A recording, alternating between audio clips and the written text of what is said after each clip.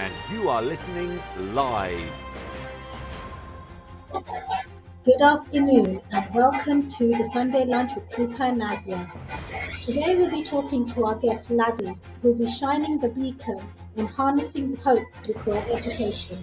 We'll end with our wishing you earlier and our Sprinty Sunday moment.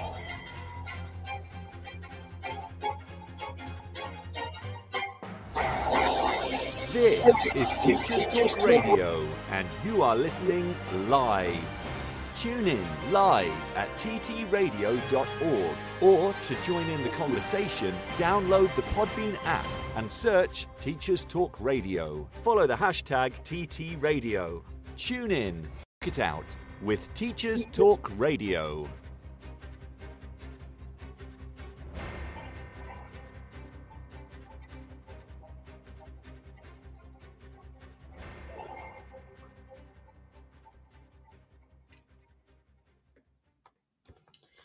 Welcome to our Sunday lunch show with Krupa and Nazia. Hi, Krupa.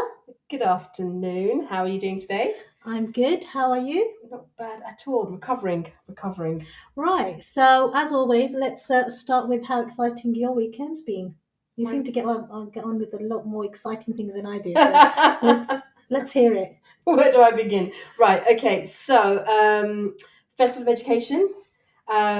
So we were there having a wonderful space and forum to have a discussion, but I'll come to that in a second. But I just wanted to take a step back and think about how powerful Festival of Education actually is. The number of talks that were happening, and really powerful talks, were incredible. But there's a few things that I thought was pretty interesting. In all the ones that I went to hear, there were some really key themes that came through. And actually, it's really nice compared to last year. A lot of it was around action. So I think we're moving away from really nice ideas or great ideas or things that we have to do, and they're actually becoming really quite tangible, and people are saying, this is what we've done so far, and this is the direction we're going in, and this is the impact that we've had.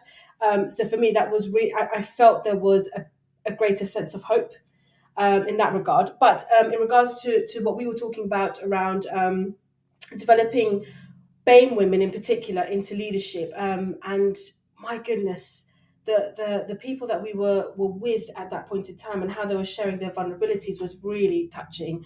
But also, what was interesting, and I didn't expect this to be said out loud, but was said out loud, is how the system for recruitment or for, and yeah, I'll just keep it to recruitment and keep it nice at this point in time, and how there are concerns around collusion, and there are concerns around it not being as fair as it may appear. And how that has impacted women of colour in particular, which is really, really interesting. And another really big thing that came through was the number of NDAs that are happening, which again is things that I am going to go in and really delve into and think further on. So that was really, really interesting. But yes, overall, fantastic. I'm still decompressing, still trying to unpick all the wonderful things that happened. So yeah, good. Great. Well, thank you so much, Krupa, for sharing your weekend with us. So today we'll be talking with Laddie, and let's get started.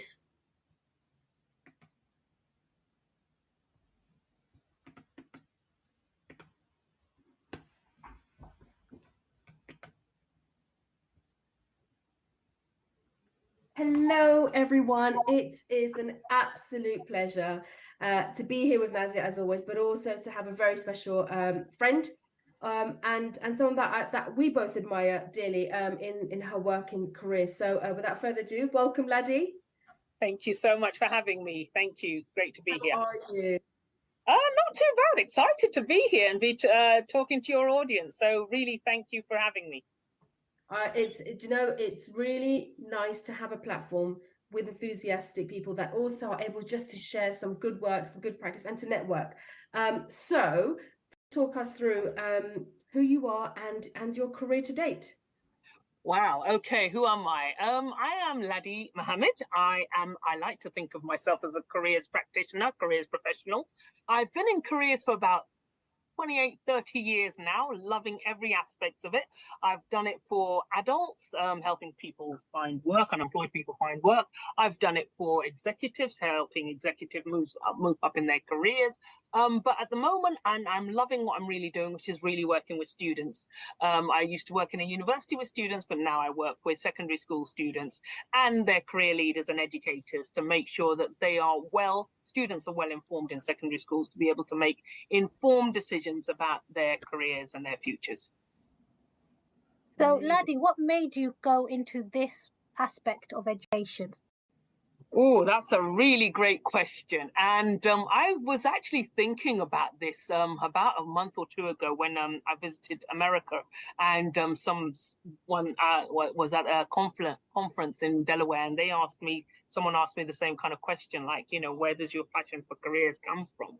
And I realized really and truly that it came from a very early age for me. So there've been sort of like pivotal experiences that have solidified my dedication to championing careers for young people, and recognizing really and truly how good careers can positively influence multiple aspects of life. I had the privilege of witnessing individuals, including my own father, for example, through their successful careers, achieving remarkable milestones. I saw how having a good career not only provided them with financial stability, but also opened doors to countless opportunities. My father, for example, was able to purchase his first car in Nigeria, a symbol of independence and mobility, which further enhanced his sort of like personal and professional growth. His career success has played a crucial role in meeting and marrying, say, my mother, us, his kids, later on influencing us in our own life choices. So it really helped him to find a wonderful partner. As both my mother and my father, they were very attracted to themselves being like-minded individuals who had the same kind of ambitions and values. Despite my grandfather, for example, who was a goat herder in Nigeria, who had 14 children. My father was one of them. Despite that, my father, deliberately concentrating on focusing on his career, was able to come to the UK as a Nigerian government representative, and he was able to provide for his family financially, and then lots of other things came our way. Because him, for example, my father's dedication to his career, we were able to come here to this country to go to boarding schools here, where my brother and myself were able to sort of like build up our what's known as cultural capital. We were able to make connections to have friends that their fathers worked in industries that were, I always tell people, I probably would never be unemployed just because I have enough connections based on sort of like my boarding school friends to be able to find a job if need be. So that kind of thing came into place. But just quickly adding, my father also, because of him being able to focus on his career, move his family over here, he was able to buy his first home in England. He was able to take us on numerous holidays to America, to Nigeria, many times where we'd meet, sort of like our cousins and things like that. But most of all, it was really the memorable holidays, enriching experiences that we gained from these memorable holidays that allowed me to also be able to explore new horizons and, more importantly, create really cherished memories with my grandparents, because Dad took us to see Grandpa and Grandma. It was all these wonderful things that made me think, if you get your career right, you'll be able to afford a good home, afford a good car, but more importantly, create really long-lasting memories with your family. So for me, it was also that kind of, being able to just support your family long term. My father was also the epitome of diversity. I got to meet people from Israel just because he was able to connect with business contacts in these kind of countries. So it was that kind of thing, I'm thinking, that really got me very much interested in careers. It's so interesting. It's like the way you're talking about it is exactly how when I think about a career path for myself and what having a job, what a career that my dad took on, what that meant for us as an immigrant family, and how actually the premise of that has changed over a period of time. now with second and third generation, Yes. what you find is that it's not about, making a place for yourself in society in the same way, and making Mm, a safe space for yourself in a new country. mm. It's the parameters have changed, haven't it? Yes. Oh, 100%. You brought a smile to my face as you were talking there, because as you said, quite rightly, my children are third generation, hence why for me it is really important that we concentrate on the power of storytelling. My father used to tell me lots of stories about my grandfather. I got to see Nigeria firsthand because my dad did make sure every year we went back to Nigeria on holiday, and we did visit my grandfather in his mud hut. And we were made to appreciate that this mud hut did not have electricity. So please appreciate it that you have this in London. And I'll never forget one of my cousins coming up to us and saying, "Is it true that you have libraries in London?" And I said, "Yes." And he said, "Then why isn't everybody in England a lawyer or a doctor? Because if you've got books that can read to become lawyers and doctors, why are you not? Why am I hearing stories that some students in England don't want to go to school? Why would you not want to go to school?" That there really had a big impact on me, ladies, because it made me realize I must never take for granted the ability to have a book that I want. I can go to the library, ask for it, even if they don't have it. My library, the ones that my dad used to walk us to, they would order it for us. And yet, students or children in Nigeria didn't have this. My own cousin in Nigeria didn't have this. So I knew I had to make a success of myself. My children now, on the other hand, they take it for granted. Oh, clean water, running electricity, no problem. It's all, so I need to make sure I'm telling them the stories of my cousin who didn't even have a library book to get to. Please don't take the library for granted. These opportunities are available to you. Please make the most of it. Build yourself a great career like Granddaddy did. Build yourself a great career like Mummy does. I always tell people, I have the best job in the world. I get to help to make dreams come true. A student tells me I want to be a lawyer. I get to find a barrister to come into their school to talk to them. A student tells me that, I want to be an engineer. I get to take them on a trip to a construction site where they meet lots of other engineers who are doing work that they might be interested in. Student says, I would love to do, sports. I get to take them to Wembley Stadium. I have the best job in the world. I help to make dreams come true. My child, you make sure you get the best job in the world. It may not be anything to do with careers, but whatever your passion is. My son Luke, I think I've mentioned to you previously, he's 13 years old. He loves drawing. He wants to become an architect. I'm making sure that I am telling him stories so that he will be empowered to know that, guess what, you can be an architect. But more importantly, you've got to study to be one. And I put him in contact with employers that can help him. Give him advice on to how to become an architect. But you're very right. It is a challenge with third generation immigrant students. From my own experience, I can't speak for anyone else, but I often tease my kids that you have an entitlement mentality, which you need to work on. You're not entitled. You need to earn a lot of the things you need to get. It's just not going to happen.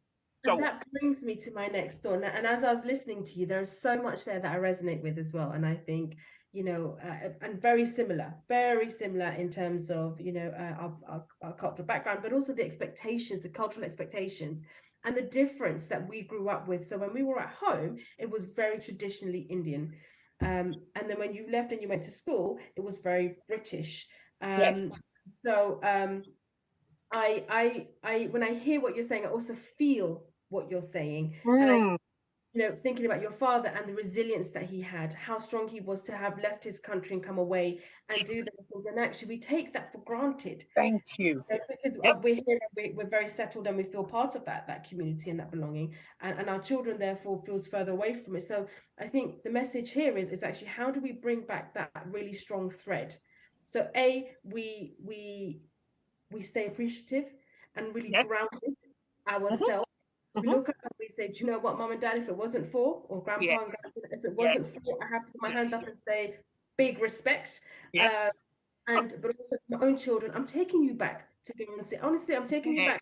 I did that last year in India. I took my kids back And we went to villages and we went to schools, and you know, they came back and they said, Mum, I need to build something here so everyone has a job. Because if we give them money, they'll spend it. We need to give, because that will keep them working. And actually, it took that trip and a lot of conversation, all the rest of blah blah. But we're at the risk of losing it as well. So yeah, lots and lots of thoughts and feelings that have come from that. Thank you, Laddie. Oh, this is so exciting talking to you, Laddie, because more times than not, we kind of, like you said, take it for granted, but we forget the importance of making sure that young people are aspirational about about their futures and the careers that they are open to. And so we're so excited to have you on the show, and we've got so many more questions, but right now we've got to go to a break, and we will see you right after this. It's time for a fresh start to language learning. Pearson EdXL's new student-centred French, German and Spanish 2024 GCSEs cater to the needs of all learners, regardless of their background, ability or reason for studying. Rooted in learned language knowledge, their assessments are transparent and accessible, allowing all students to showcase their language skills. Through inclusive and relatable content, the new Pearson EdXL MFL GCSEs build a shared cultural capital that helps students develop an understanding of and appreciation for the wider world. Find out more at go.pearson.com/MFL GCSE 24. This programme has been brought to you by the Happy Confident Company. Our clinically approved, ready-to-go wellbeing and mental health programme will help your pupils thrive. In only 10 minutes a day, you'll be able to deliver social and emotional learning and wellbeing tools throughout your school. To find out more, visit us at www.happyconfident.com. This is Teachers Talk Radio, and this is Teachers Talk Radio News.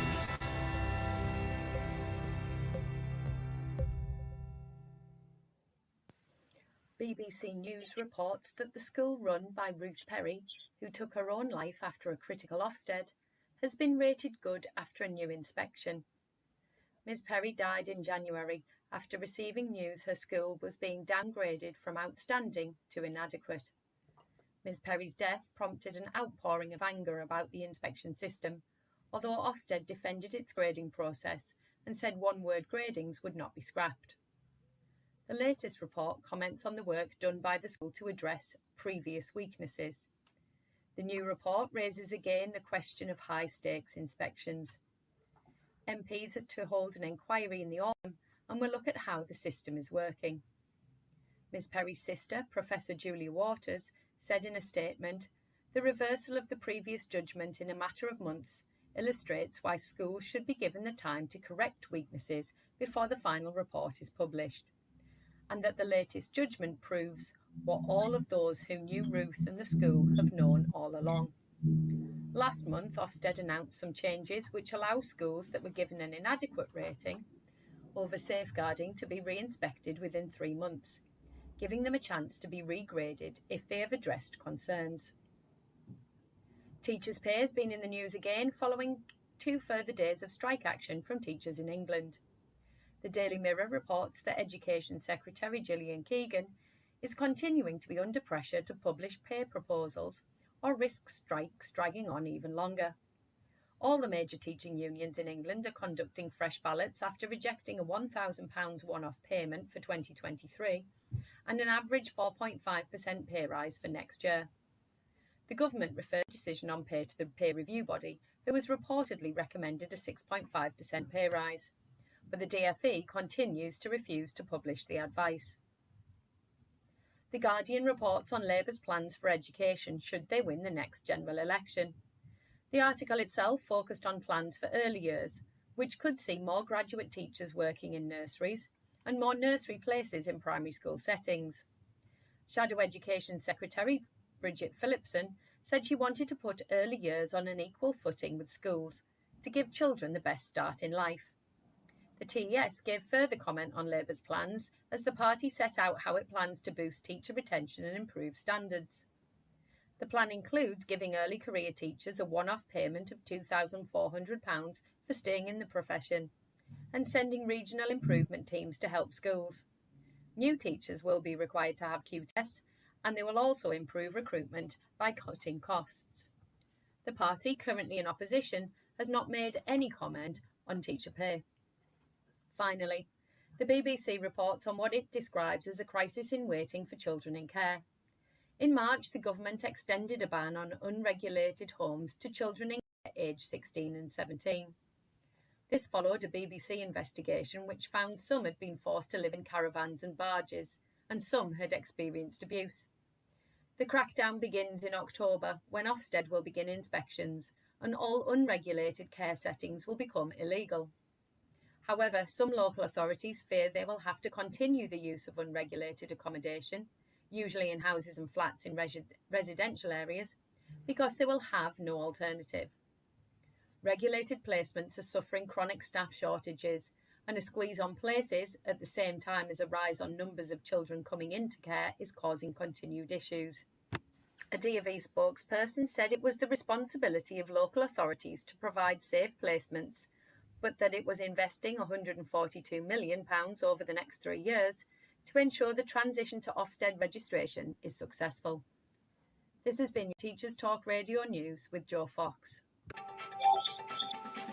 This is 2 Minute Tech with Steve Woods, your tech briefing on Teachers Talk Radio. Hello, this week I'm going to support a question everyone will see at the start of next year. It goes something like this. Hi EduTwitter, can you reply with where you are so I can show my class how far a post on the internet can reach? With a bit of free tech, you can make this much more visual. I'm going to use Google Maps because it's free, and most likely you'll have used Google Maps at some point in the past. So, when you have all your responses, sign into Google, go to Maps and click on the menu next to the search box. That's the 3 lines that look like a burger. From the menu, select My Places. You'll now have 4 options.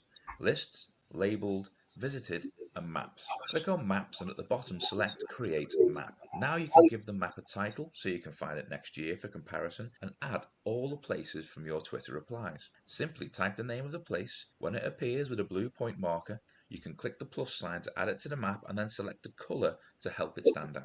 When you've finished, all the places will be saved and you can access the map by following the first few steps. Menu, My Places, Maps. There are loads of other great tools to use also. Measure the distance from your school to those places. Hit preview and go into view only mode. Here you can select a place and you treat it to a short bio and an image of the area. So next time you're looking to bring a lesson to life, why not try using maps to help pupils see where places are in the world? Do you have any top tips for mapping? Why not get in touch and tell us what you want to know about tech?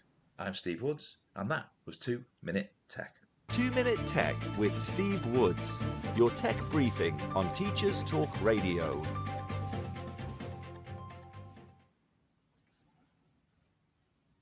Welcome back, and we are in the midst of our really interesting discussion around careers education. And before we get moving with any more of our questions, actually, I was thinking that maybe, Laddie, it might be worth just delving a bit deeper into what careers education actually means.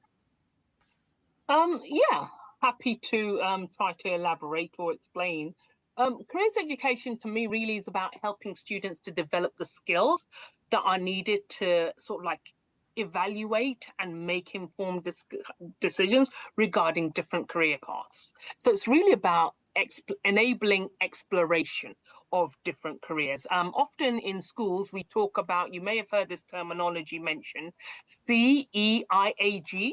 CEIAG stands for Careers, Education, Information, Advice and Guidance. And all of those 4 things, i.e. education, information, advice and guidance, mean 4 different things. So careers education is very much about enabling exploration, enabling students to know what skills it is that employers need and want out there.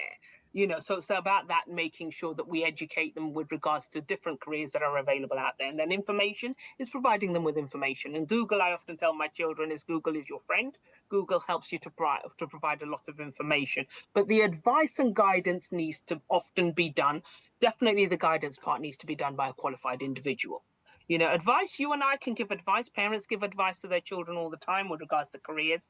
But, if it comes to guidance, i.e. steering a child towards a particular career, that needs to be done by a qualified professional, just so that you don't inadvertently, say, for example, shut down a conversation. Like, for example, I'll give you an example. My father, I thought at one point I wanted to become an actress. He shut me down immediately. He gave me 4 choices. Ladidi, you're either going to be a doctor, lawyer, engineer, or accountant. And in the end, I chose accountancy because I'm not too good at accountancy. But he steered me in a direction which wasn't necessarily right. Maybe it should have been explored a little bit more that, okay, why do you want to become an actress? And I've decided I didn't want to. But parents, sadly, sometimes don't realize they can shut their child down. So possibly not the best thing. And also teachers also sometimes, not that they want to, but they may see that certain careers, it's really difficult to be a footballer. Don't do that. It's really competitive. They break their bones all the time. So interesting. So I think in the world of SEND, many of our young people, conversations I've had said, I want to be an actress, and they might be wheelchair bound, or I want to be a ballerina. And actually there are other elements, and actually there's nothing that stops them from being that ballerina and actually still being wheelchair bound. It's breaking those ceilings. It's breaking the so-called, and inverted commas in the air, norm. And so Yes. when do you think this area, I think let's start with just the exploration part of it. When do you think that should start? It's a very good question. It's funny, I'm quite active on LinkedIn, and recently I asked my community, I think I have about 9,000 people that I'm connected with on LinkedIn, and I just asked them, when did they believe careers exploration, it's all right, careers education should start? Do they believe it should start in nursery, primary, secondary, or even sort of like, university? The overwhelming majority went for primary, and I was very pleased with that because empirical evidence backs that up. There's lots of studies to say that it should start at primary. Some did say secondary, which is where I'm currently working. I work for the Careers and Enterprise Company, and the Careers and Enterprise Company have only just started a pilot with careers education going into primary school. So that's very welcomed. To be honest, it's overdue in my own opinion, but it's great that it started anyway. But in answer to your question, Krupa, I actually believe it should start in nursery school. I definitely believe it should start in nursery. The reason I go back to this is I love telling stories. My son, his name's Luke, he was in a nursery school. I purposely chose for him to go to a school that had predominantly lots of special students with special educational needs. And one of the things he learned at this school, which was a fantastic school, only 80 students nursery school, was the head teacher purposely made sure once a month a different a different professional would come in. They had the London ambulance come in. My son got to sit in front of the ambulance and touch the water hose and pretend to drive the ambulance. He came home, "Mummy, I want to be an ambulance driver." Okay, the next time he went to the firemen. He wanted to be a firefighter. And then they visited a construction site. And that one stayed because till today, he wants to be an architect. He wants to be an engineer. So, and all that, Krupa, was fostered by him being in nursery school. So he got to meet a fireman, an ambulance man, a policeman, construction, an engineer, construction, an actor, a clown came in one point. At one point, he did want to be a clown, but and it's so funny because I was okay with it. Grandma, i.e. my mother, on the other hand, you want to be a clown? A clown? What kind of? No, nobody in Nigeria is a clown. And I loved it because it was then invited the Nigerian conversation in that, Mom, guess what? He could be the best clown ever. So it was in a way educating Mom also so that she could be a better grandma to him. And now my mum is open to all possibilities of careers because we have these conversations continuously, in the open. So, you have to help the people that surround your children. You have to educate them. So careers education, yes, in schools is very much about career exploration, but I believe career education is beyond school. It's about you educating everybody around that child to know that they should not shut down critical careers conversations, including grandparents who may not value non-traditional routes. I think it's breaking that generational or that particular demographic that people feel they have to stay where they are. And so, if we use, labels such as disadvantaged and so on and so forth, they do need to be on the same playing field as being able to be exposed to all careers and having that choice and that education to be shared with those families. We assume that they know what a lawyer does. We assume that they know what it is to be an entrepreneur. Thank you. Yep. And we need to stop doing that. The other angle of it is when you think about, mainstream school. I remember during my GCSEs or A-levels picking options, and it was, critical time, and oh my God, it was just, I can't even. Anyway, that. But I remember looking at prospectuses and thinking, I've never heard of this stuff before. I've never seen what this course is. What is that? And so how do we bring a prospectus alive sooner? The thing is, you take it home. And I think it is the school's responsibility to also educate parents. Parental engagement is a key factor with regards to careers within schools, because I have seen firsthand fantastic careers advice being given to a student in a secondary school over a period of 4 years. This particular student had always said she wanted to be a journalist. Always. She went home, went to mum and dad and said, yes, so Miss has been speaking to me. She thinks my English is really great and she thinks I could be a journalist. And mum and dad, being like my African parents, but these were Asian parents, said no, doctor, lawyer, engineer, accountancy. I was like, oh my God, I'm sure that's my father and her father are the same. The poor girl came, exactly.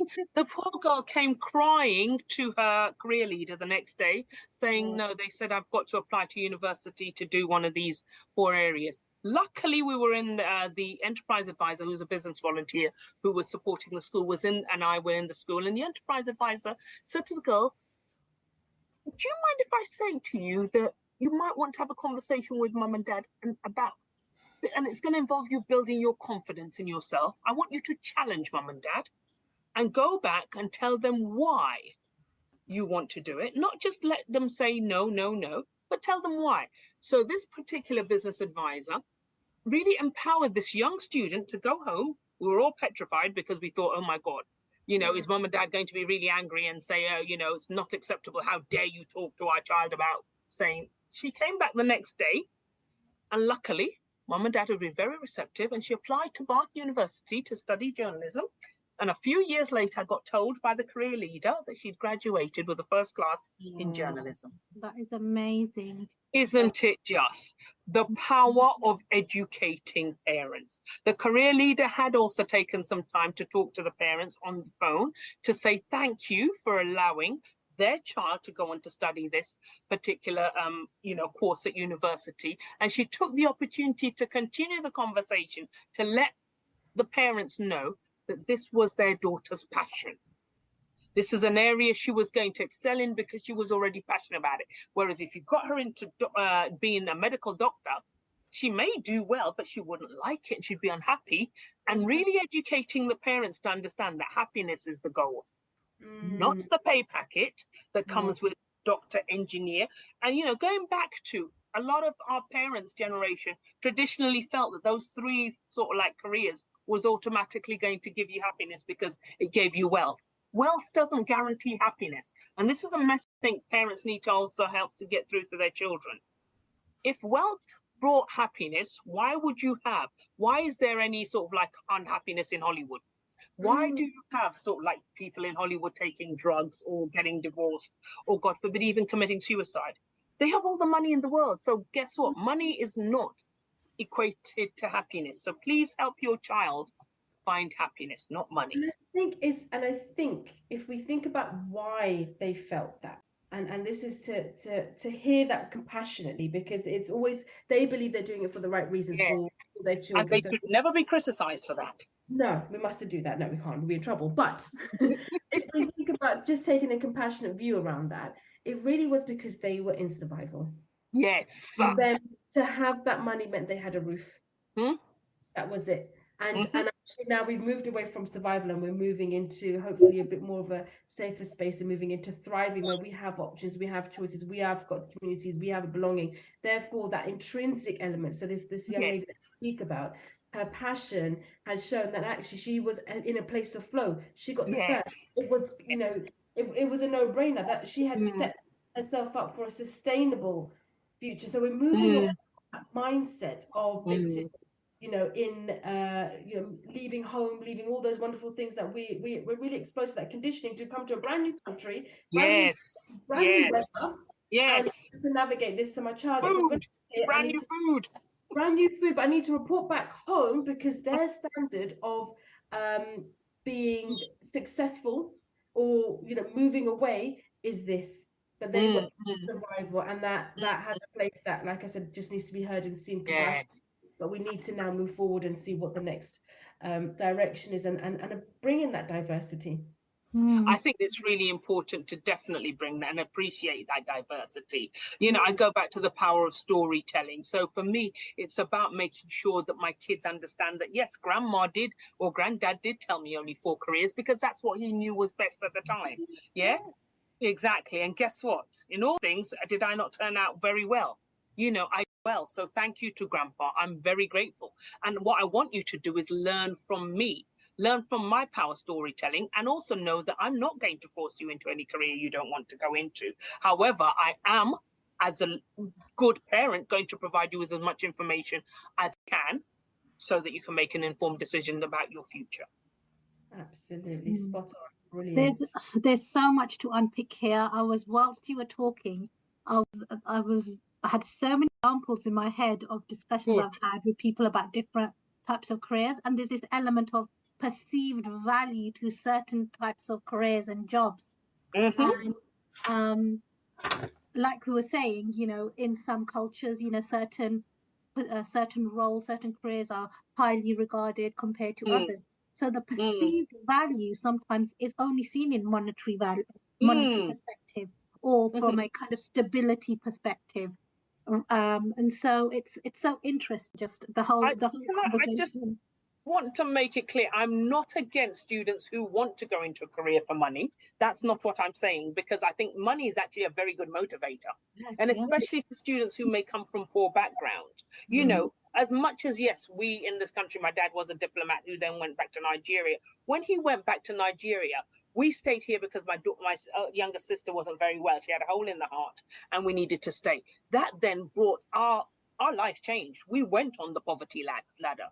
We had to move from a fantastic house where we were chauffeur driven into a council accommodation. So, it was a complete, and yet for my brother, who is now doing very well and living in America, the motivation for him was money, because he was like, why have we come from riches in his eyes to complete poverty? I'm going to make sure I elevate mum out of this poverty so that we can get a bigger house. So money can be a great motivator for a career. I'm just saying, though, that it shouldn't be the only motivator. My brother luckily does something he loves and is very good at. And I think it comes back to the understanding the idea of VUCA. So right now we looked at today what happened around the news and how inflation and the cost of mortgages and the interest rate and all that stuff that's going up. People are now back on that poverty ladder. That is happening as we speak right now. So actually, when we're thinking about those, you've got the unassisted asylum seekers that are coming through. You have greater number of looked after children because of this. We have the national just financial mess that the country's in right now. I wonder, and I do feel that this is going to leave schools and young people feeling incredibly vulnerable at the bottom of Maslow's, thinking, oh my goodness, what if we have to move so our family can afford what they're doing? And these conversations are happening in households as we speak. These conversations are happening because it's on the news and it's happening. So I think there's also a proactive approach, Laddie, that we could have. So we know this is happening in the in media. How do we sort of share this information in schools around that? Because I love that. I love what you've just said there, that, how do we share this information, or definitely make sure that it gets incorporated into talking with students. I as I said, I've been in careers for about 28, 30 years. And I've learned different techniques of how to engage with students. And one thing I don't know about, if you remember, sort of like Krupa and Nazia, growing up, you may have been asked things like by your parents, what do you want to be when you grow up? Or an uncle and auntie or a next door neighbor, whatever. What do you want to be? We need to stop asking students that kind of question. The question we need to be asking is, what problem do you want to solve? Oh, I love that. That's some good stuff. Yes. Especially with primary school students, because you ask a child who both parents are on benefit, 8-year-old at home, doesn't really have any much knowledge of what kind of careers there are out there. You say to them, what do you want to be? And mum and dad never really worked. Oh, however, they do go to Sainsbury's every Saturday. Oh, I want to be a cashier person. I want to work in a cashier as a cashier in Sainsbury's. Oh, I drive lorries. They don't have enough scope as to what careers are out there. However, if you ask them that critical question, what problem do you want to solve? They will come back with something, I promise you. For example, when I was in America, I went to visit a primary school, and I asked the class exactly this. 2 hands immediately went up. The first hand was, I want to solve hunger, because too many people go hungry. And during the pandemic, me and my family didn't have enough food. Everybody was silent, including me. And I said, that's a beautiful thing for you to want to do. Do you know that there's government policies all over the world that help with solving hunger? And he was like, policies, what's that? I said, you could be the person who sits in your government here in Delaware to kind of make that kind of thing come true. It's put good policies in place so that children like yourself or even anybody else during a pandemic do not go hungry. Loved it. The second child, I want to solve homelessness, because right now we're living with my auntie and there's 4 of us in 1 bedroom in her house. All of these were real life situation to these children. And it was like, hold on, hunger, housing, Maslow's hierarchy, the very basics. We might take it for granted, but guess what? These students, that's their reality. And they are now, after the conversations we all had, homelessness and hunger, they were now empowered. The head teacher, I said to the head teacher of the school, can you please make sure you contact your local, council, the equivalent, I think they're called district over there, to say, could we have somebody come in to talk to the students about policy on hunger and homelessness, what they're doing in their councils, because we need to make sure we're nurturing, watering these seeds that we've just planted today. So, these are the kind of conversations we need to be having with students. Just tell them to look at a newspaper. You need a newspaper. A newspaper is full. Sorry, I was going to say a newspaper is full of issues that need solving. Sorry, Krupa, you were saying? I was saying, and just keeping it really real. Yes. They're hearing and seeing that, we talked about social media earlier. We talked about, the recognizing the differences between themselves and their peers and so on and so forth. And actually, if you just have those conversations and give them the hope and the emotional support, without it being structured in a way. I love that word, hope. Hope is something we all need. Without hope, none of us will be able to move forward. We have to make sure we continuously feed children with hope and empower them to know that they can change the world if they want to. Steve Jobs made Apple. He didn't just, make Apple. He's changed the way we all communicate with each other. That could be you sitting in a classroom. If you want, I'll go back to what Gandhi said, be the change you want to see. Yeah. Be the change you want to see. And I go back to my father. I always go back. I guess he's kind of like my router, my basis for everything. But I'll never forget when I was upset about a particular Nigerian policy. He made me write a letter to the Nigerian president. I wrote my letter. He mailed it. I could not believe. Dad came home. The guy had replied. I still have that letter today. I was 13, 12 maybe. Buhari was the president of Nigeria, and he wrote back to me saying, thank you for my concern about his particular regime and that he would take it under consideration. I cannot tell you how that empowered me as a 12-year-old to know that I can change if I want to. Because guess what? A whole president of a country wrote to me. We need to make sure that we do that to our kids. They can change. If they want to see change, let them go ahead and be that change. Write to the president, write to Rishi Sunak, write to Biden, write to anybody. You want to see that change, write to them and start lobbying. That's fascinating, Laddie. I'm going to change tack slightly, and I'm going to just move towards a question which we've actually asked more or less most of our guests that have been coming on our shows. And this is linked to the difficulties and challenges that you have come across within the industry, especially when it comes to young people accessing employers and specific industries. No, thank you. It's a very good question. As with any kind of industry or any occupation, you will always have challenges. So, I have encountered some sort of like difficulties and challenges, such as, for example, one of the biggest things that I came across was sort of like what I class as limited awareness and understanding amongst employers as to how schools operate. Until I worked in a school, I didn't know what a recce was. So our employers often come to us and say, oh, bring your students, of course, come let them visit us. They can see how we work. They'll visit our marketing department, they'll visit the finance department, the HR department. Come on, bring them to the to the construction site. They'll see the cranes that go up and they'll work a machine that digs holes in the ground and see how cement is made. And that's all well and good. And we all want to do that. And we all want to bring our students. The only thing is, schools just can't take them like that. They've got to do a recce. They've got to do a risk assessment, especially if it's students with special educational needs. So the employers sometimes get frustrated because it's like industry moves like that, ladies. Yes. They want something done. Someone signs a piece of paper, 2 hours later, it's done. In schools, it's a lot slower. It can take weeks, even months sometimes, to get that visit done. So we need to basically communicate better and help each other to understand each other's perspectives. Schools move slow because health and safety and safeguarding of students is paramount. It is first and foremost. Employers don't know that. Until we tell them that, they don't understand it. So really, I guess for me, the biggest thing is sort of like lack of awareness and understanding of each other's sort of like ways of working. Krupa, did you want to come in?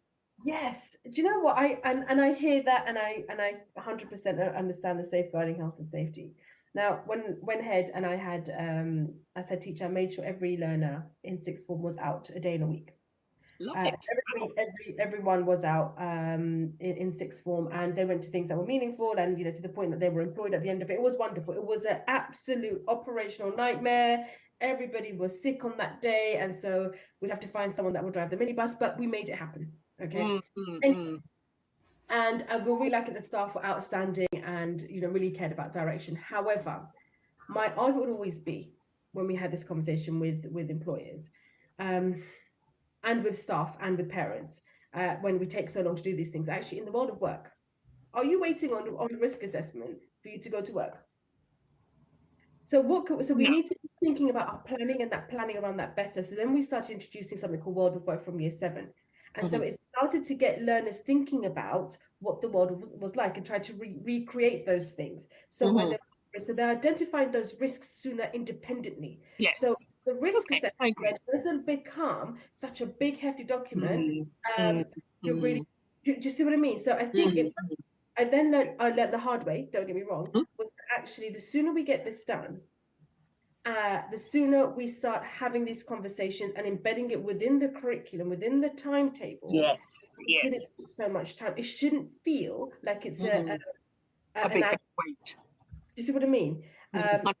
I always keep coming back to, in the world of work, which is what we're trying to sort of appreciate here and trying to get people thinking and moving in this way. Would you be waiting this long? No, but then you are dealing with adults who also know how to cross a road safely.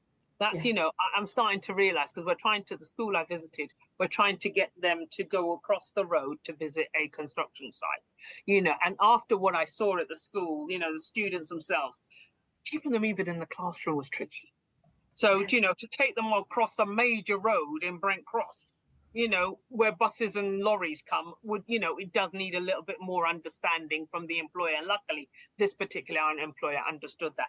I think it's just educating that, look, guys, you're thinking we could do this tomorrow. We may have to take a week or two. Absolutely. Yeah. That's incredible. But also having them come in. So while Yes. that journey of their, while we're getting learners out and they are developing those independent skills and they learn the life skills around crossing roads safely Exactly. and that spatial awareness Yeah. and so on and so forth. It's how can we keep momentum and nourishing and that dialogue, because that's that you want to embed those skills, at least happening simultaneously. How do we get those employers or people that Yes. are certain industries Yes. coming into schools in the Exactly. interim or simultaneously, which is not easy as well Yeah. because of time, Yes, but but it's also educating employers to recognize that you engaging with schools and colleges is not just a nice CSR thing to do or morally. It is about you protecting your talent pipeline. absolutely. If you want the future workforce to have the skills that your industry needs, you need to be going into schools, helping students know what skills that you need. So please do not see this as it's a wonderful, glorious, luxurious thing we're doing, helping students, it's making us all feel very good about ourselves. No, it is, if you do not want your industry to die, as COVID has shown, certain things can easily go. We don't have to be at work 24/7 anymore. Hybrid working is the way, If you want your industry to survive, please go in and educate students as to what skills your industry needs. Yeah, what abilities, what kind of experiences you're looking for in the classroom that can be translated into the world of work. So, it's also very much so for me, those are the kind of challenges that I'm finding that, helping employers to understand that it's not just a great thing to do. It's not just a great community thing. It's actually protecting your talent pipeline. So that's one. Absolutely. We're just about to head into a break, but before we do that, I just wanted to also bring up the thought process around employers and employees. So these young people, potential employees, understanding advocacy and being able to ask what they need, because that's also it's a very important area where to support employers who do want to do wonderful things and have learners in and trying to work, and we're trying to find this middle ground of getting them in and being safe and all these other really important things, is also thinking about how can a learner feel confident that when they say I need X strategy or Y strategy, that the person receiving that understands and is able to support that. And I think that there is an education element that probably needs some more developing as well. I agree. I totally agree. I totally agree. I think there's also some employers out there that want to help, but sadly can't just because of the size of their organization. They don't have the capacity. One employer told me, Laddie, I want to go into the schools more, but I'm literally a one-man band. So these kind of challenges come as well, sort of like conflicting priorities, conflicting constraints. He goes out of his business. That's nobody to answer the phone for the whole day, whereas his heart is in the right place.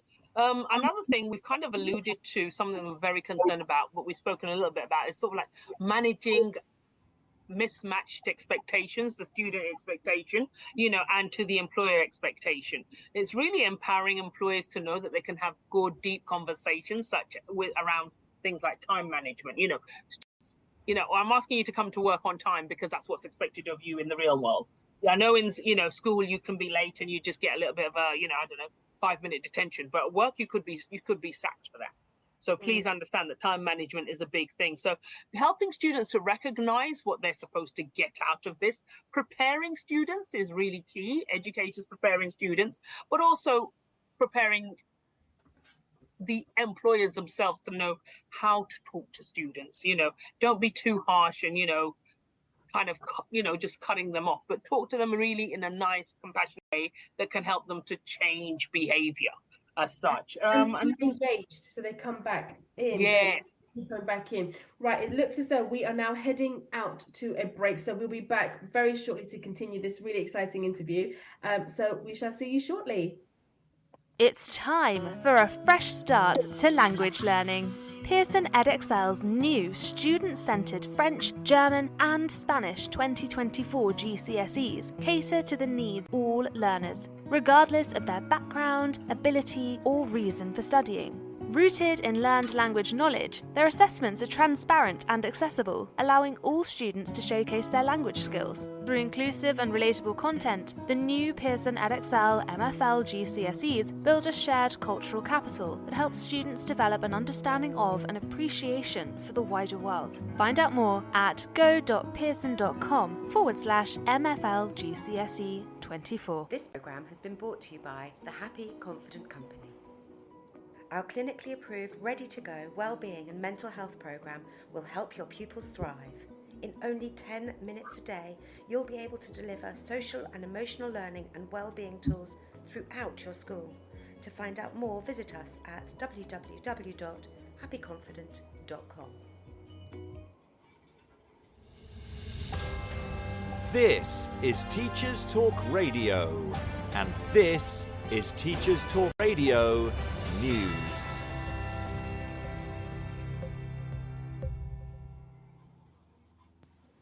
BBC News reports that the school run by Ruth Perry, who took her own life after a critical Ofsted, has been rated good after a new inspection. Ms Perry died in January after receiving news her school was being downgraded from outstanding to inadequate. Ms Perry's death prompted an outpouring of anger about the inspection system, although Ofsted defended its grading process and said one-word gradings would not be scrapped. The latest report comments on the work done by the school to address previous weaknesses. The new report raises again the question of high-stakes inspections. MPs are to hold an inquiry in the autumn and will look at how the system is working. Ms Perry's sister, Professor Julia Waters, said in a statement, "The reversal of the previous judgment in a matter of months illustrates why schools should be given the time to correct weaknesses before the final report is published, and that the latest judgment proves what all of those who knew Ruth and the school have known all along." Last month, Ofsted announced some changes which allow schools that were given an inadequate rating over safeguarding to be re-inspected within 3 months, giving them a chance to be regraded if they have addressed concerns. Teachers' pay has been in the news again following 2 further days of strike action from teachers in England. The Daily Mirror reports that Education Secretary Gillian Keegan is continuing to be under pressure to publish pay proposals or risk strikes dragging on even longer. All the major teaching unions in England are conducting fresh ballots after rejecting a £1,000 one-off payment for 2023 and an average 4.5% pay rise for next year. The government referred the decision on pay to the pay review body, who has reportedly recommended a 6.5% pay rise, but the DfE continues to refuse to publish the advice. The Guardian reports on Labour's plans for education should they win the next general election. The article itself focused on plans for early years, which could see more graduate teachers working in nurseries and more nursery places in primary school settings. Shadow Education Secretary Bridget Phillipson said she wanted to put early years on an equal footing with schools to give children the best start in life. The TES gave further comment on Labour's plans as the party set out how it plans to boost teacher retention and improve standards. The plan includes giving early career teachers a one-off payment of £2,400 for staying in the profession and sending regional improvement teams to help schools. New teachers will be required to have QTS, and they will also improve recruitment by cutting costs. The party, currently in opposition, has not made any comment on teacher pay. Finally, the BBC reports on what it describes as a crisis in waiting for children in care. In March, the government extended a ban on unregulated homes to children in care aged 16 and 17. This followed a BBC investigation which found some had been forced to live in caravans and barges, and some had experienced abuse. The crackdown begins in October, when Ofsted will begin inspections, and all unregulated care settings will become illegal. However, some local authorities fear they will have to continue the use of unregulated accommodation, usually in houses and flats in residential areas, because they will have no alternative. Regulated placements are suffering chronic staff shortages, and a squeeze on places at the same time as a rise on numbers of children coming into care is causing continued issues. A DfE spokesperson said it was the responsibility of local authorities to provide safe placements, but that it was investing £142 million over the next 3 years to ensure the transition to Ofsted registration is successful. This has been your Teachers Talk Radio News with Joe Fox. This is 2 Minute Tech with Steve Woods, your tech briefing on Teachers Talk Radio. Hello, this week I'm going to support a question everyone will see at the start of next year. It goes something like this. Hi EduTwitter, can you reply with where you are so I can show my class how far a post on the internet can reach? With a bit of free tech, you can make this much more visual. I'm going to use Google Maps because it's free and most likely you'll have used Google Maps at some point in the past. So, when you have all your responses, sign into Google, go to Maps and click on the menu next to the search box. That's the 3 lines that look like a burger. From the menu, select My Places. You'll now have 4 options: Lists, Labelled, Visited, and Maps. Click on Maps and at the bottom select Create Map. Now you can give the map a title so you can find it next year for comparison and add all the places from your Twitter replies. Simply type the name of the place. When it appears with a blue point marker, you can click the plus sign to add it to the map and then select the colour to help it stand out. When you've finished,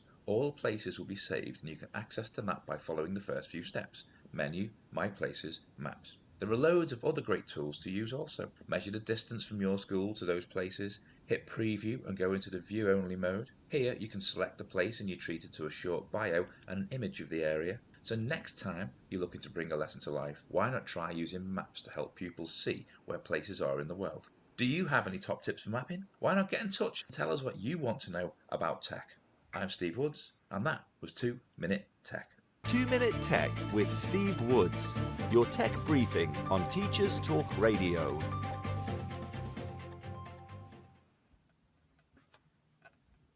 Welcome back. I hope you are enjoying our fascinating discussion with Laddie on all things careers education. And we are now moving on closer to the end of our interview. So some pertinent questions left. Krupa. Thank you, Nazia. So those of you that know me know that I am a huge advocate for next steps, for careers, and for thinking big. And so this conversation, I tell you, is making my heart sing over and over again. I feel like we can talk for days on end, and no doubt we will remain in contact and remain talking. There's a reason why we've 100%. connected. But before I get carried on with all the other great stuff that I do want to talk about, I do want you to shed some light on the Gatsby benchmarks and why it's important or not. And what's your favourite Gatsby?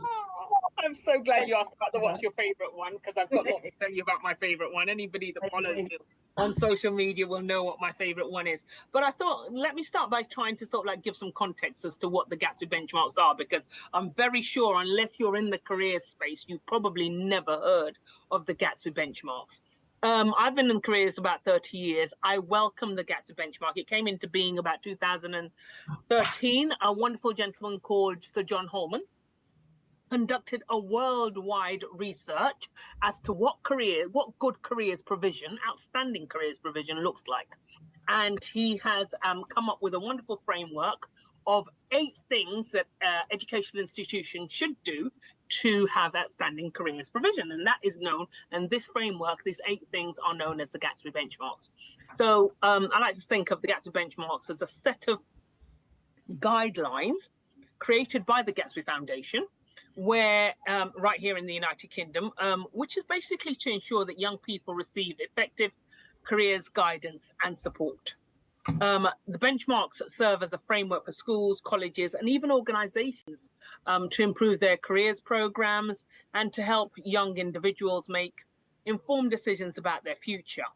In an attempt to explain, sort of like in a bit more detail, what the Gatsby benchmarks are, the 8 Gatsby benchmarks, and their importance, I'll start by mentioning the first one, Gatsby Benchmark 1, it's known as, and that is about each education establishment must have a stable careers program. This particular benchmark emphasizes the importance of having a structured, stable careers programs within education institutions. It involves appointing a dedicated career leader, establishing a careers program, i.e. what you intend to do regarding careers, employability and pathways in your school or college moving forward, and also critically providing opportunities where so that the rest of the Gatsby benchmarks can be achieved. So often it's said that this is like the bedrock for the rest of the Gatsby benchmark. So a lot of people say, including myself, Gatsby benchmark 1 is very important because it is the basis of the rest of the benchmarks. Benchmark 2 is about labour market information, and I often like to say to people, it really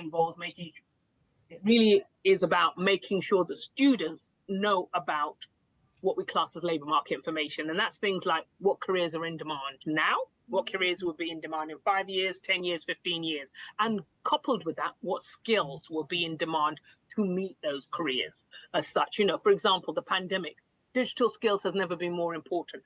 Krupa, you mentioned earlier, resilience skills, something that our parents came here from India, from Nigeria, from China, from wherever our parents came from as immigrants. They came with a lot of resilience skills. Those bounce back abilities coming back into fashion now. Employers want you to be resilient.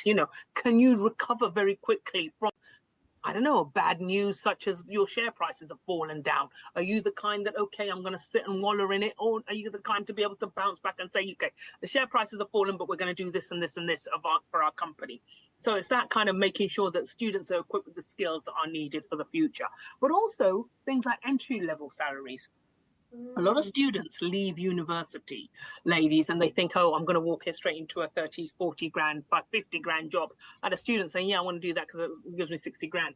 How to really manage his expectations that, look, 60 grand is is the mid-range salary. Yeah, when you first start, you may be on 19, 20. Miss, I can't live on that. Yes, so you might want to stay at home instead of thinking about going to buy your own flat or, have your own flat in London. So it's about helping students to manage their expectations, but also really to know what kind of jobs are out there and what skills are out there so that they can prepare for it. That's Gatsby Benchmark 2. Krupa, you may also like Gatsby Benchmark 3. That may be your favorite because it's the one that really tackles inclusion. It's about making sure that we're addressing individual student needs. It highlights the importance of personal career support geared toward that particular, child, that student. It challenges stereotypical thinking.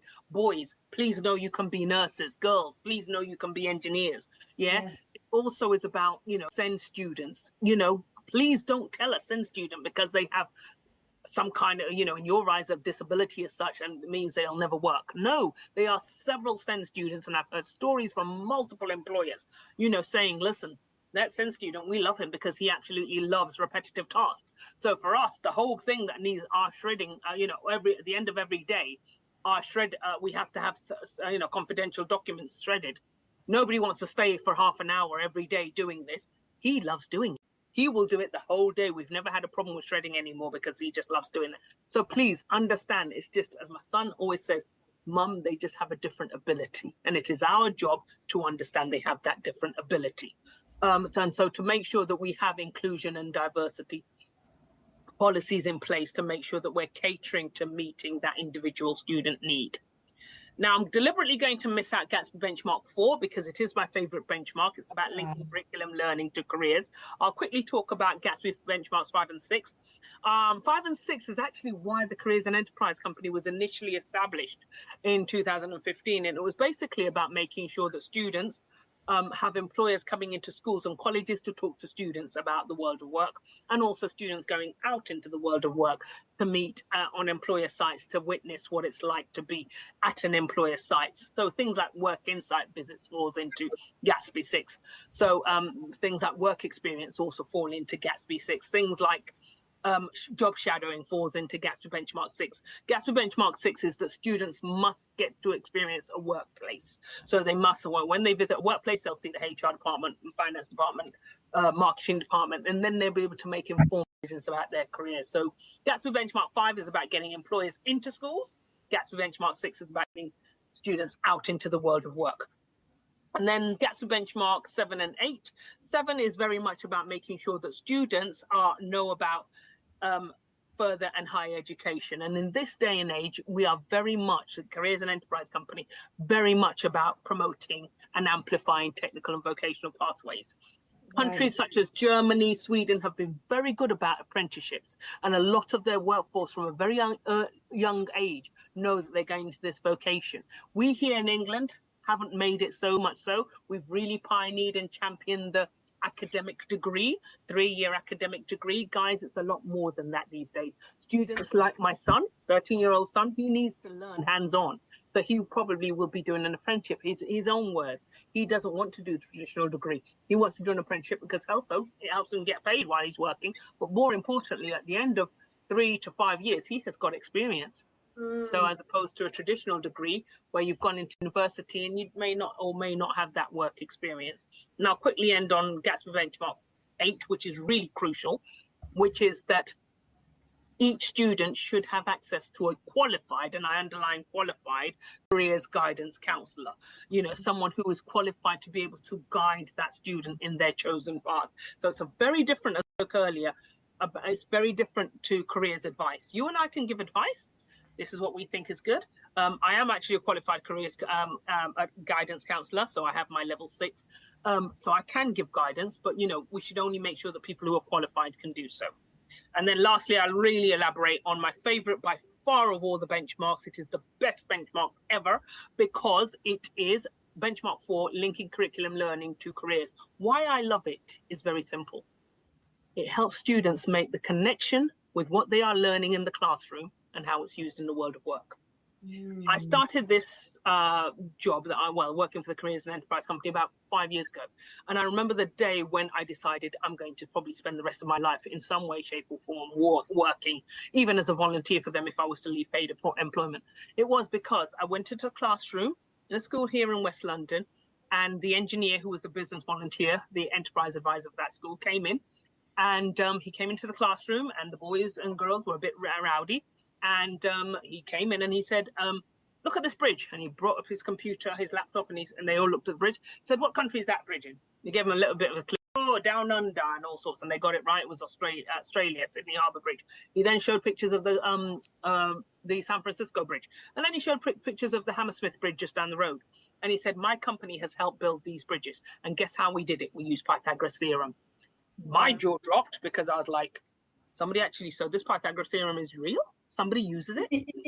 Yeah, I don't know about you ladies, but I genuinely did not believe anybody would ever use Pythagoras theorem. You know, the square of something, two sides and added together make the square of the hypotenuse or something along those lines. Anyway, this gentleman showed us wonderful diagrams of how he uses Pythagoras theorem to build these bridges and trigonometry and all sorts. And then one boy in the back of the class, who was a bit rowdy when we first came in, put his hand up and he said, sir, I saw you drive in that Lamborghini down there. So you're trying to tell me if I learn Pythagoras theorem, I will have a Lamborghini like you? And I tell you, I love the engineer. He didn't miss a beat. He turned his laptop around. He goes, look at my desktop picture. That's my wife. That's our house. That's my beautiful baby girl not born too long ago. And those are our 2 dogs.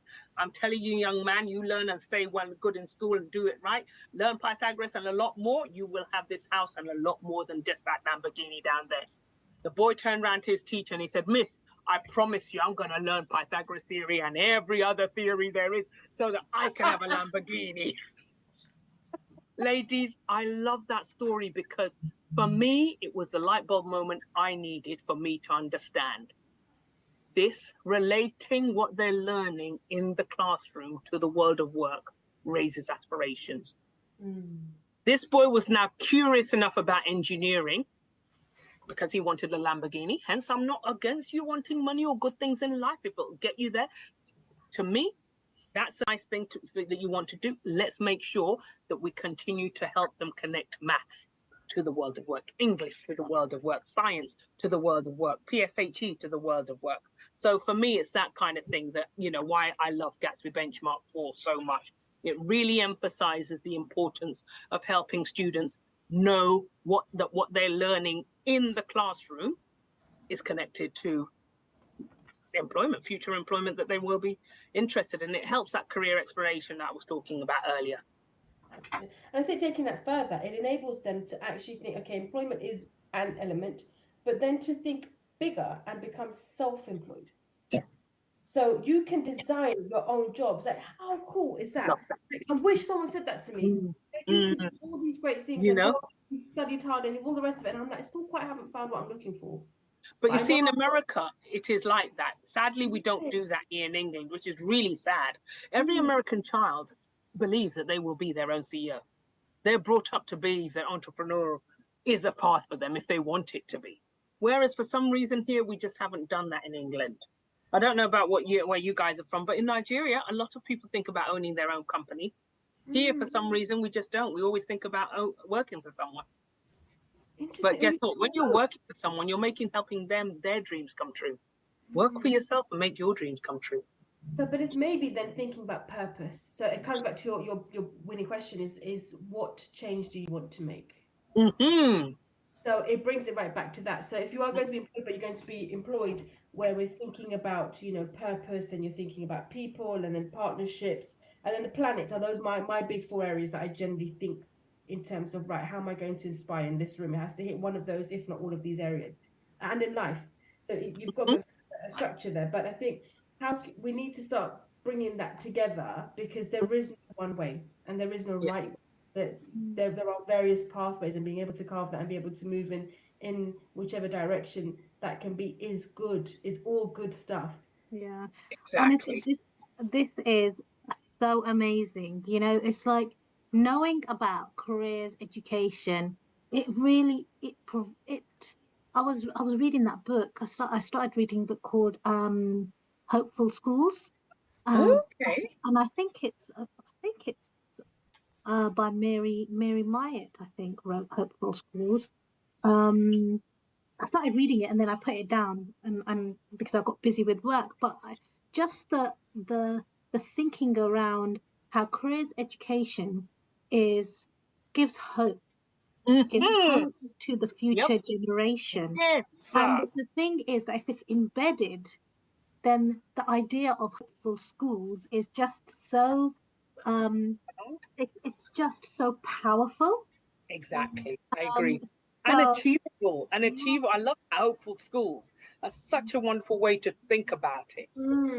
So we are coming to the end of our interview. Sadly, Laddie, I mean, we've really loved talking to you. So we need to ask you our last and final question. And it's probably one of our favorite questions, which is about top tips and insights.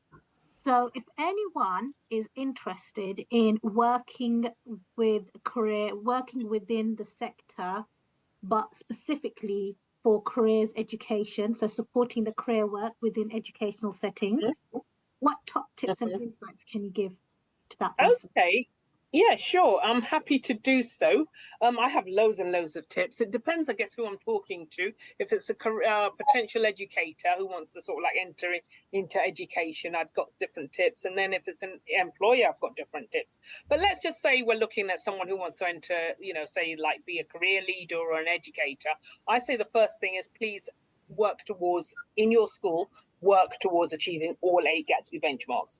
The 8 that I've just given you there, really work towards achieving that. That's been seen internationally recognized as the gold standard for careers education. So implementing and applying those 8 Gatsby benchmarks will be really, really a great place to start. It really helps with, my favorite, which is career exploration. Children should be able to explore different careers. So for me, it's that really, going out there and enabling students to know about the different careers that are out there, the different skills that are needed within those, sort of like jobs that are out there. Also enabling students to get work experience, go out into meet employers, that kind of thing. So all the things really encompassed within the 8 Gatsby benchmarks.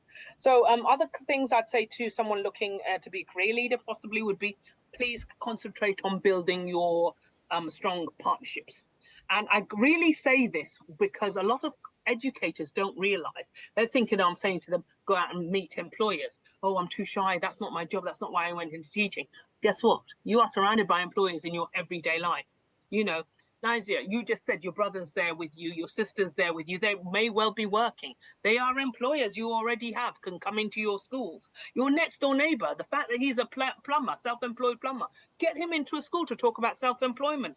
Your sister, who is the nurse, your mother, who used to be our teacher in India, get her in. Whoever you have around you, the person you used to work with, your first ever job when you came out of university, when you both worked in a hotel and he's now a hotel manager, get them in. You have lots of people, the people you even buy coffee from in the morning before you go into school. You know, the person that serves you your coffee, when they close at 2 o'clock, because coffees then are closed after lunch, get them to come in and give a careers talk.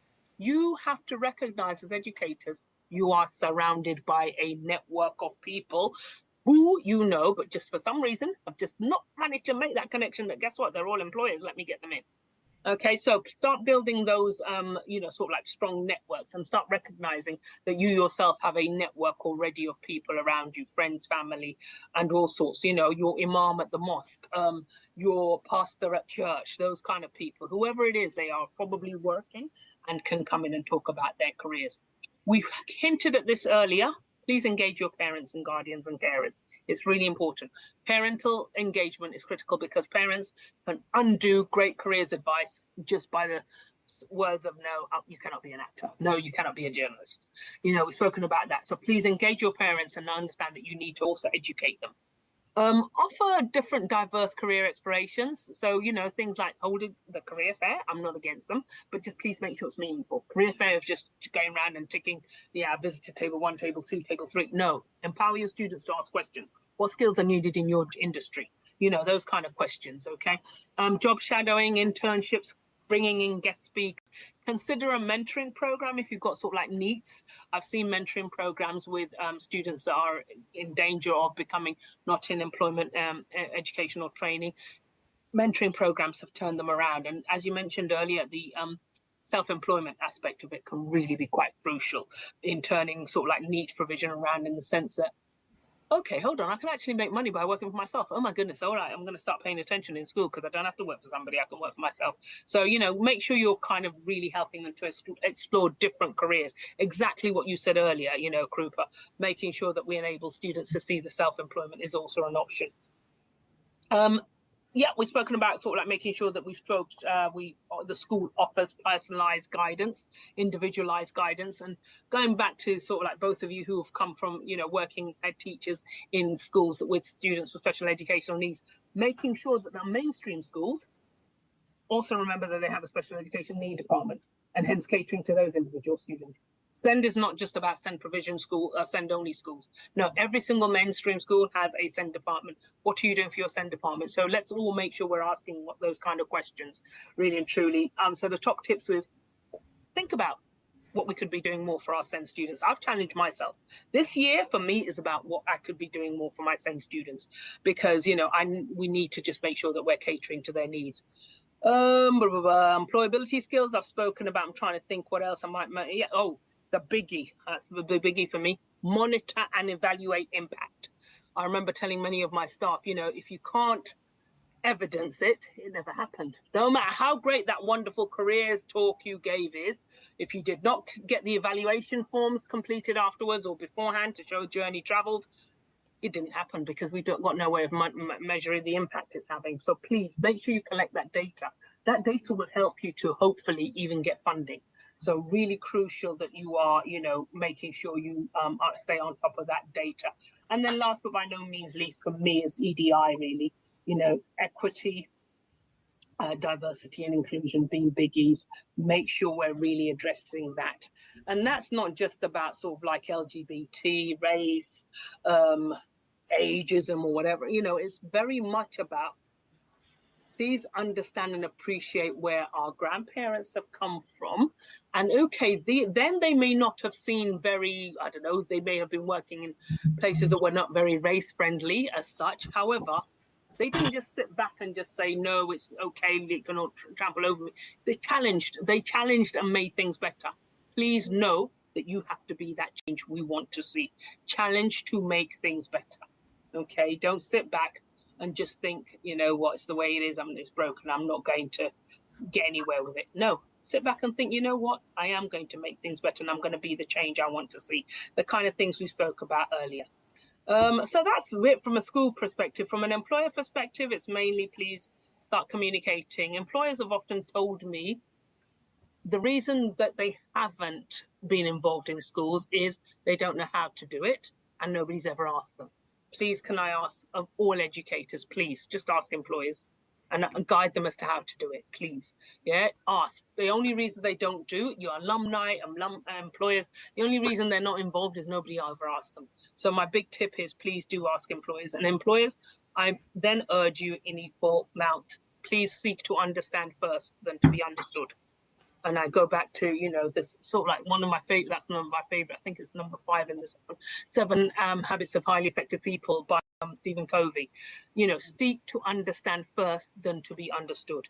Know how schools work and work with them, please. Okay. They may be in your eyes a little bit slow because you've invited them to come and see a construction site. They can't come tomorrow, no, but they will come probably within the month, or worst case scenario, sometime that academic year. Just be patient and be understanding. I think I'll leave it there, ladies, because I could talk forever. Thank you so much, Laddie. Krupa, final thoughts, final words? I'm floored. I'm in awe. I feel enthused. I love being an enterprise advisor. I love seeing your posts. I love being part of a network where we are so aligned. And I think that's everything you've said there has just brought all of that together. I think the passion runs really strong in the discussion that we've had. I love how real you are with it. There's no sugarcoating. This is what it is. This is the direction we're going. Who's jumping on board? Let's do this.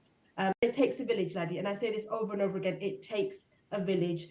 And we're starting with a really good village here now. So I really hope that those that are listening today are really enjoying this as much. I really do. Thank you for reminding me of that. It really does take a village. And we 3 ladies, we're our village, and we'll continue to recruit more to our village, and we will get there with these young children. Yeah, we will. So that was the end of our interview with Laddie. She has been an inspiration, and an inspirational actually in terms of making sure that we as educators always have some support for our students. Actually, we have support for our students. And Krupa, what are your thoughts? So I have 3 things that have come to mind for me. So I thought the impact of storytelling, and actually how we can use that to engage all stakeholders, because that alone I think is just a really important key there. The second thought that was running through my mind was the ways of reflecting realities of our learners and again stakeholders that will be involved. So their interest and their identities and bringing that to the forefront, because there's some power. There's lots of power in that. And the third thing is the quality of careers and its destinations, and that it doesn't have to be linear. It could go in various ways, and I like that. I felt hope, and I can see choice on its way when it comes to career. So those are my takeaways from that session. Yeah, and thank you so much, Laddie, for joining us. And we hope our listeners got lots and lots of information, useful information out of that interview with you. So, Krupa, we move on to our segment of I Wish I Knew Earlier. Okay, so this has been inspired from my daughters this morning. So they had a gymnastics competition, and one of my daughters had a blip in her routine. And she was the first start, filled with nerves, with so many eyes on her, yet she continued. She went back to her team, she breathed, and although she felt frustrated and disappointment, despite of that, she championed on to support them. And I thought, wow, like I wanted to just go and hold her, and I just watched her and allowed that to just unravel. And so what I learned from her was that she respected herself, and as a result, she was able to offer the respect to others. And therefore, I think her competitors respected her too. So I wish I knew this. I wish I knew that building and supporting others takes nothing away from you, and the value of character development. And that's what I've learned today from her. Oh, that's wonderful. Thank you for that, Krupa. And my Serenity Sunday moment, something that we still need to find a jingle for. So we've spoken a little bit about storytelling and hope, and today I have some more words to say about both, actually. Life gets gritty sometimes, so hope plays a big part in preparation for those inevitable tough times. So what helps you to harness hope? Is it keeping a clear head? Is it protecting your peace? staying grounded, being intentional with the actions you take? Is it seeking safe spaces and allowing yourself to be you? Is it about setting boundaries and forming friendships that uplift and enrich all of those things?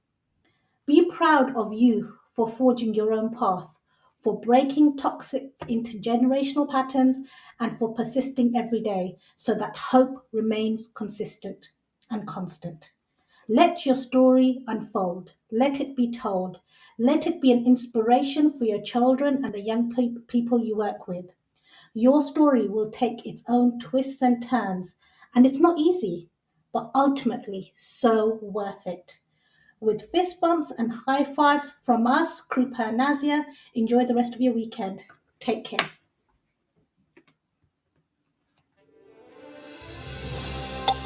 You've been listening to Teachers Talk Radio. Tune in live and listen back at ttradio.org. We look forward to hearing from you next time on Teachers Talk Radio.